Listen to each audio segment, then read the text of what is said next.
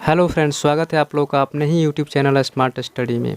आज मैं आप लोगों को एनईपी 2020 एनसीईएफ 2005 से रिलेटेड प्रीवियस ईयर क्वेश्चन करवाने जा रहा हूं, जो ऑनलाइन बेस्ड सीबीटी मोड में दिसंबर जनवरी 2021-22 में एग्ज़ाम हुए थे। इसके पहले मैंने इससे रिलेटेड 2 वीडियो और करवा रखा है। आप लोगों से रिक्वेस्ट है कि आप लोग पहले उस वीडियो को देख लेंगे, उसके बाद इस वीडियो को देखेंगे तो आप लोगों को ज़्यादा बेनिफिट होगा। तो चलिए कंटिन्यू करते हैं। आज का पहला क्वेश्चन, राष्ट्रीय शिक्षा नीति 2020 क्या सिफारिश करती है? चलिए ऑप्शन देखिए, बहुभाषावाद, एक भाषावाद, पाठ्यक्रम का मानकीकरण या मूल्यांकन का मानकीकरण। इसमें राइट आंसर होगा ऑप्शन ए, बहुभाषावाद। देखिए, बहुभाषा का अर्थ होता है 2 या 2 से अधिक भाषाओं का ज्ञान प्राप्त करना। बहुभाषी शिक्षा छात्रों को पढ़ाने के लिए छात्र की मातृभाषा या मूल भाषा का उपयोग करने पर जोर देती है, क्योंकि छात्र जो होते हैं, बच्चे जो होते हैं, अपनी मातृभाषा या मूल भाषा में चीज़ों को अच्छी तरह से ऑब्जर्व करते हैं, चीज़ों को सीखते हैं तथा समझते हैं। उसके बाद में मातृभाषा को ही आधार बनाकर दूसरी भाषाओं को भी सिखाया जाता है। इसलिए बहुभाषावाद अधिगम को प्रभावी बनाती है। इस प्रकार से राष्ट्रीय शिक्षा नीति 2020 बहुभाषावाद को सिफारिश करती है, न कि एक भाषावाद को। इसको आप लोग ध्यान देंगे। अगला क्वेश्चन है, राष्ट्रीय पाठचर्या रूपरेखा 2005 का मानना है कि गणित में चिंतन और तर्कण का एक निश्चित तरीका अवस्थित है। गणित में चिंतन और तर्क का एक बहुत ही विशेष भूमिका है, इसको आप समझिएगा। यह दृष्टि चरितार्थ की जा सकती है। चलिए ऑप्शन से देखते हैं। ऑप्शन ए, छात्रों को विशेष अनुशिक्षण देकर, कोई विशेष अनुशिक्षण देकर इसमें चिंतन या तर्क की क्षमता नहीं बढ़ती है। ऑप्शन बी है, अन्वेषण, उपागम, हस्त कौशल सामग्री का उपयोग। ये राइट है। अन्वेषण का मतलब होता है खोजबीन। बच्चे जितना खोजबीन करते हैं, हस्त कौशल सामग्री का उपयोग करेंगे, बच्चे का जो चिंतन है और तर्क की क्षमता बढ़ती जाएगी। अवधारणाओं का जीवन से संबंध जोड़ना, किसी भी अवधारणा को जीवन के साथ अगर संबंध जोड़कर बच्चों को बताते हैं तो बच्चे उसको अच्छी प्रकार से सीखते हैं और समझते हैं। छात्रों को चर्चा में सम्मिलित करना, छात्रों को चर्चा में सम्मिलित करके जब बच्चे एक दूसरे से वार्तालाप करेंगे, डिस्कशन करेंगे, तो उनकी तर्क और चिंतन की क्षमता जो है वह धीरे धीरे बढ़ती जाती है। इस प्रकार से ऑप्शन बी बिल्कुल राइट है। ऑप्शन सी है, गणित की सभी पाठ्य पुस्तकों को दोबारा लिखकर। देखिए, गणित की सभी पाठ्य पुस्तकों को दोबारा लिखने से बच्चों में किसी भी प्रकार से चिंतन या तर्क नहीं बढ़ सकती है। इस प्रकार से ऑप्शन बी सी गलत है। ऑप्शन डी है, पाठ्य पुस्तक में दी गई समस्याओं या प्रश्नों को हल करने पर बल देकर। पाठ्य पुस्तक में समस्याओं और प्रश्नों को हल करने से वो भी बल देकर बच्चों में चिंतन और तर्क नहीं बढ़ सकती है। इस प्रकार से ऑप्शन बी बिल्कुल राइट आंसर है। अन्वेषण, उपागम, हस्त कौशल सामग्री का उपयोग, अवधारणाओं का जीवन से संबंध जोड़ना, छात्रों को चर्चा में सम्मिलित करना, इसको आप लोग ध्यान में रखेंगे। अगला क्वेश्चन है, दिव्यांग छात्रों की शिक्षा के संदर्भ में निम्नलिखित में से किस प्रावधान को राष्ट्रीय शिक्षा नीति 2020 द्वारा बढ़ावा नहीं दिया गया है? ऑप्शन देखते हैं। ऑप्शन ए, उपयुक्त इमारती ढांचा। ऑप्शन बी है, प्रत्येक विद्यार्थी के लिए एक शिक्षा और निजी शिक्षक। ऑप्शन सी, अनिवार्य विशेष शिक्षा। एंड ऑप्शन डी, उपयुक्त तकनीकी सुविधाएं। इसमें राइट आंसर होगा ऑप्शन सी, अनिवार्य विशेष शिक्षा। देखिए, अनिवार्य विशेष शिक्षा को राष्ट्रीय शिक्षा नीति 2020 द्वारा बढ़ावा नहीं दिया गया है, बाकी सभी को बढ़ावा दिया गया है। इसको आप लोग ध्यान में रखेंगे। चलिए अगला क्वेश्चन है, राष्ट्रीय पाठचर्या रूपरेखा 2005 के आधार पर पठन कौशल से क्या तात्पर्य है? ऑप्शन ए, शुद्ध उच्चारण करना। ऑप्शन बी, अक्षरों को पढ़ना। ऑप्शन सी, समझ के साथ पढ़ना। एंड ऑप्शन डी, कठिन वाक्यों को पढ़ना। देखिए, इसमें राइट आंसर होगा समझ के साथ पढ़ना। समझ के साथ पढ़ने का अर्थ हुआ कि आप जो भी पढ़ रहे हो उसको समझते हुए पढ़ रहे हो, उसका जो अर्थ है आप उसको ग्रहण कर रहे हो, उसको पठन कौशल कहते हैं। पठन कौशल का ये मतलब नहीं कि आप शुद्ध उच्चारण कर रहे हो, अक्षरों को पढ़ रहे हो, सिर्फ अक्षरों को पढ़ रहे हो, शुद्ध उच्चारण कर रहे हो, कठिन वाक्यों को पढ़ रहे हो। ये सब पठन कौशल का अर्थ नहीं होता है। पठन कौशल का मतलब होता है आप समझ के साथ पढ़ रहे हो, जो भी पढ़ रहे हो आपको समझ में आ रहा है, उसका अर्थ आप ग्रहण करते हुए पढ़ रहे हो। इस प्रकार से सबसे बेस्ट और राइट आंसर होगा ऑप्शन सी। अगला क्वेश्चन है, राष्ट्रीय पाठचर्या रूपरेखा 2005 के अनुसार गणित में कक्षा पर आधारित आकलन के बारे में कौन सा कथन अति उपयुक्त है? यानी कौन सा ऑप्शन इसमें सबसे बेस्ट है? चलिए ऑप्शन ये देखते हैं। इसे सिर्फ विद्यार्थियों के मूल्यांकन के लिए ही नहीं करना चाहिए, बल्कि प्रतिपुष्टि प्रदान करने एवं शिक्षण की प्रक्रिया को सुधारने के लिए भी करना चाहिए। ऑप्शन बी, इसे कक्षा में विद्यार्थियों को श्रेणीबद्ध करने के लिए किया जाना चाहिए जो कि विद्यार्थियों को प्रगति करने में सहायता करेगा। ऑप्शन सी, इसे गणितीय निर्देशों का हिस्सा भाग नहीं होना चाहिए, अपितु इसे गणितीय निर्देशों से पृथक करके किया जाना चाहिए। एंड ऑप्शन डी, स्व आकलन प्राथमिक कक्षाओं में संभव नहीं है। इसमें सबसे बेस्ट और राइट आंसर होगा ऑप्शन ए।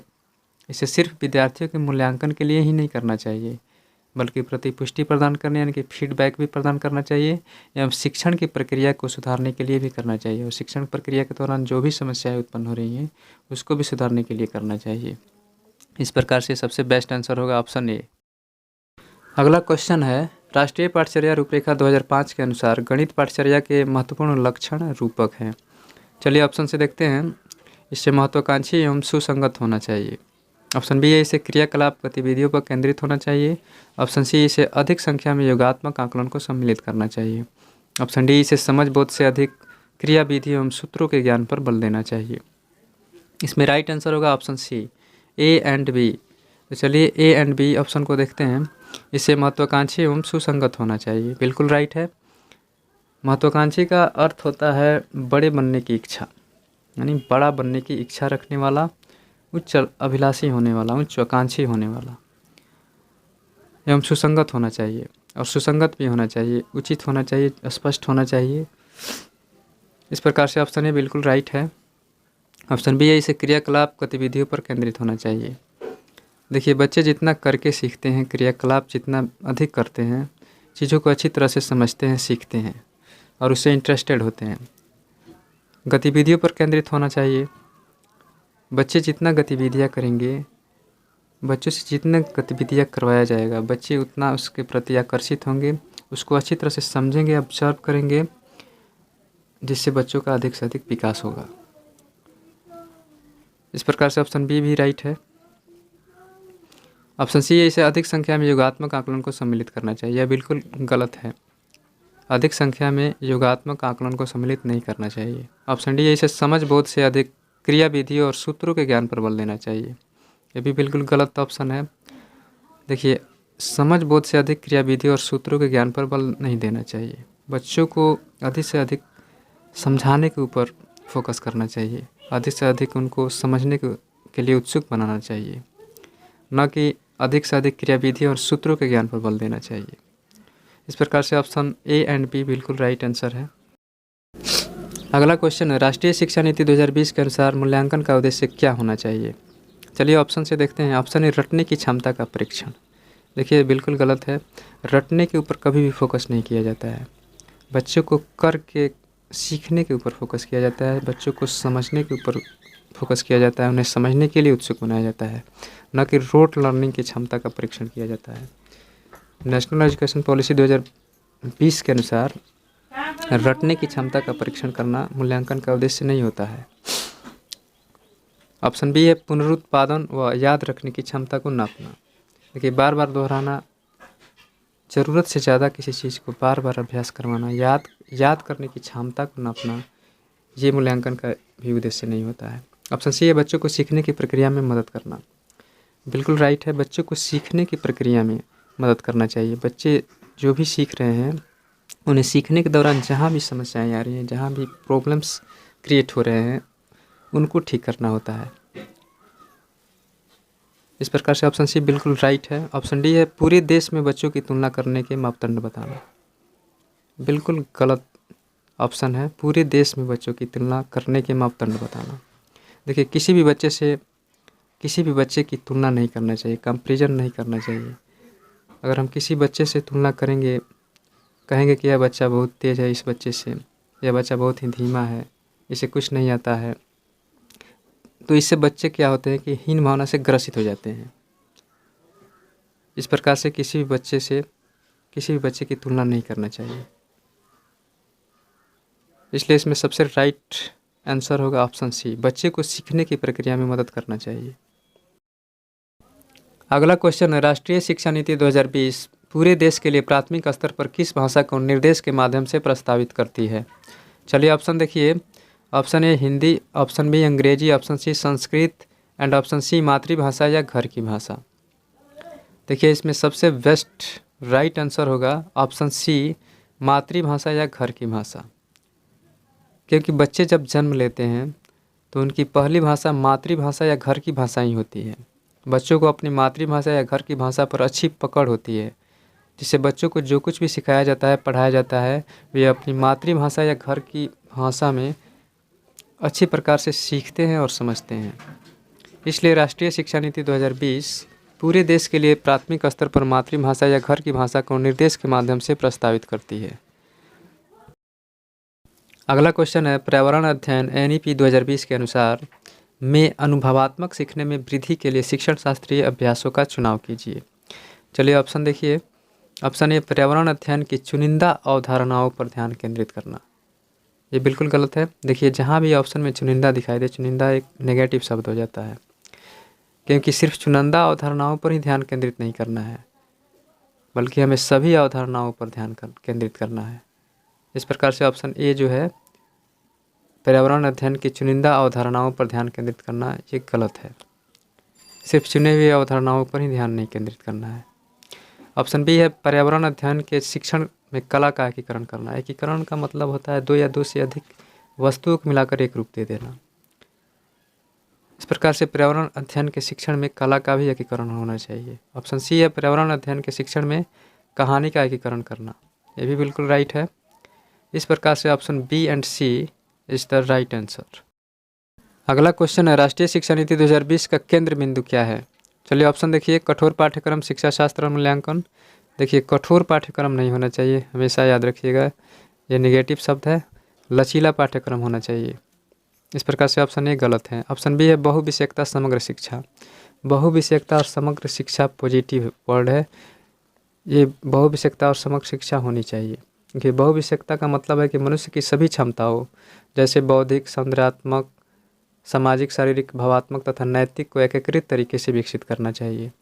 ऑप्शन सी है, परीक्षा की और उसके लिए सीखना। देखिए परीक्षा के लिए सिर्फ नहीं सीखा जाता है, जीवन के हर क्षेत्र में सीखने की ज़रूरत होती है। ऑप्शन डी है, आकलन के योगात्मक तरीके का अपनाना। ऑप्शन डी भी गलत है। इस प्रकार से इसमें राइट आंसर होगा ऑप्शन बी, बहुविषयकता समग्र शिक्षा। अगला क्वेश्चन है, राष्ट्रीय पाठ्यचर्या रूपरेखा 2005 के अनुसार। चलिए ऑप्शन देखते हैं। ऑप्शन ए, गणित शिक्षण का संकीर्ण उद्देश्य संख्याएं एवं संख्या अवधारणा सिखाना और उच्चतर उद्देश्य मापन सिखाना। यह ऑप्शन गलत है। ऑप्शन बी है, गणित शिक्षण का संकीर्ण उद्देश्य परिशुद्ध परिकलन पढ़ाना और उच्चतर उद्देश्य कलन पढ़ाना। यह भी ऑप्शन गलत है। ऑप्शन सी है, गणित शिक्षण का संकीर्ण उद्देश्य संख्या संबंधी कौशल विकसित करना। देखिए गणित शिक्षण का संकीर्ण जो उद्देश्य होता है, संख्या संबंधी कौशल को विकसित करना होता है, और उच्चतर उद्देश्य समस्या का समाधान कौशल विकसित करना होता है। इस प्रकार से ऑप्शन सी बिल्कुल राइट है। ऑप्शन डी है, गणित शिक्षण का संपूर्ण उद्देश्य गणितीय भाषा को विकसित करना और उच्चतर उद्देश्य इबारती प्रश्न हल करना है। इसमें सबसे बेस्ट और राइट आंसर होगा ऑप्शन सी, गणित शिक्षण का संकीर्ण उद्देश्य संख्या संबंधी कौशल विकसित करना और उच्चतर उद्देश्य और उद्देश्य समस्या समाधान का कौशल विकसित करना है। चलिए अगला क्वेश्चन है, राष्ट्रीय शिक्षा नीति 2020 प्रस्तावित करती है कि मूल्यांकन। चलिए ऑप्शन से देखते हैं। ऑप्शन ए, शैक्षणिक वर्ष में एक बार ली जाने वाली औपचारिक परीक्षाओं के माध्यम से किया जाना चाहिए। ऑप्शन बी, एक निश्चित अवधि में बच्चे की प्रगति का पता लगाने के लिए महत्वपूर्ण है। ऑप्शन सी है, सभी शैक्षिक गतिविधियों का केंद्र होना चाहिए। एंड ऑप्शन डी, योग्यता के क्रम में बच्चों को रैंक देने के लिए महत्वपूर्ण होना चाहिए। देखिए रैंक, ग्रेड ये सभी निगेटिव वर्ड है, इसलिए ऑप्शन डी बिल्कुल गलत है। इसमें सबसे बेस्ट और राइट आंसर होगा ऑप्शन बी, एक निश्चित अवधि में बच्चे की प्रगति का पता लगाने के लिए महत्वपूर्ण है। मूल्यांकन जो है एक निश्चित अवधि में बच्चे की प्रगति का पता लगाने के लिए महत्वपूर्ण है। अगला क्वेश्चन है, राष्ट्रीय शिक्षा नीति 2020 में निम्नलिखित में से किसकी वकालत नहीं की गई है। इसमें ध्यान दीजिएगा, किसकी वकालत नहीं की गई है। इसमें हमें निगेटिव ऑप्शंस को चूज करना है। तो चलिए ऑप्शन ये देखते हैं। ऑप्शन ए, संरचनात्मक समझ पर जोर। संरचनात्मक होनी चाहिए, क्रिएटिविटी होनी चाहिए, पॉजिटिव वर्ड है। ऑप्शन बी है, योगात्मक मूल्यांकन, ये निगेटिव वर्ड है, इसलिए बी ऑप्शन गलत होगा। ऑप्शन सी, पाठ्यक्रम में वृद्धि। देखिए पाठ्यक्रम में कटौती की बात की गई है, बिना बोझ की शिक्षा की बात की गई है। प्रोफेसर यशपाल के द्वारा भी कहा गया है कि बिना बोझ की शिक्षा होनी चाहिए, इसलिए ऑप्शन सी भी गलत है। ऑप्शन डी है, प्रौद्योगिकी के उपयोग में कमी। देखिए प्रौद्योगिकी के उपयोग में बढ़ोतरी हो सकती है, कमी नहीं हो सकती है। इस प्रकार से ऑप्शन बी, सी, डी इसमें राइट आंसर होगा, कि राष्ट्रीय शिक्षा नीति 2020 में निम्नलिखित में से किसकी वकालत नहीं की गई है? तो योगात्मक मूल्यांकन, पाठ्यक्रम में वृद्धि और प्रौद्योगिकी के उपयोग में कमी की वकालत नहीं की गई है। चलिए अगला क्वेश्चन है, भाषा के संदर्भ में राष्ट्रीय शिक्षा नीति 2020 किस पर बल देती है? चलिए ऑप्शन से देखते हैं। ऑप्शन है बहुभाषावाद। देखिए बहुभाषा का अर्थ होता है दो या दो से अधिक भाषाओं का ज्ञान प्राप्त करना। बच्चों की जो पहली भाषा होती है वह मातृभाषा होती है या घर की भाषा होती है। बच्चे अपनी मातृभाषा में चीज़ों को अच्छी तरह से समझते हैं तथा सीखते हैं। मातृभाषा पर बच्चों को अच्छी पकड़ होती है। उसके बाद में मातृभाषा को ही आधार बनाकर दूसरी भाषाओं को भी सिखाया जाता है। इस प्रकार से ऑप्शन ए बिल्कुल राइट है। ऑप्शन बी है एक भाषावाद। एक भाषावाद को बढ़ावा नहीं दिया गया है, बहुभाषावाद को बढ़ावा दिया गया है। ऑप्शन सी है पूरे देश में निर्देश का माध्यम अंग्रेजी हो। ऑप्शन सी भी गलत है क्योंकि पूरे देश में निर्देश का माध्यम मातृभाषा है। ऑप्शन डी है पूरे देश में निर्देश का माध्यम हिंदी हो। ऑप्शन डी भी गलत है क्योंकि पूरे देश में निर्देश का माध्यम मातृभाषा है। इस प्रकार से इसमें सबसे बेस्ट और राइट आंसर होगा ऑप्शन ए बहुभाषावाद। तो चलिए फ्रेंड्स, आज के लिए बस इतना ही। अगर आप चैनल पर नए हैं तो प्लीज़ चैनल को लाइक और सब्सक्राइब जरूर कीजिए। मिलते हैं नेक्स्ट वीडियो में, तब तक के लिए जय हिंद, वंदे मातरम।